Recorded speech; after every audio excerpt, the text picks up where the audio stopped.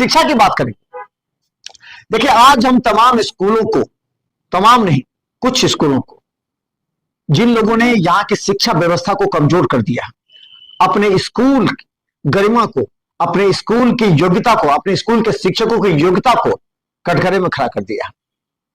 हम ऐसा इसलिए कर रहे हैं कि यहां के कुछ कोचिंग संचालक ऐसे हैं जो उस स्कूल के संपर्क में है और साफ कहते हैं कि आपको स्कूल जाने की कोई जरूरत नहीं है।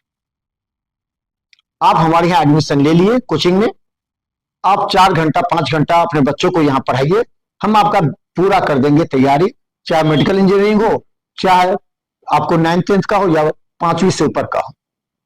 और लगातार खुलते जा रहे हैं, बड़े बड़े संस्थान खुल रहे हैं, कोटा तक के संस्थान को यहां आना पड़ रहा है, बड़े बड़े पटना से दिल्ली से संस्थान यहां आ रहे हैं।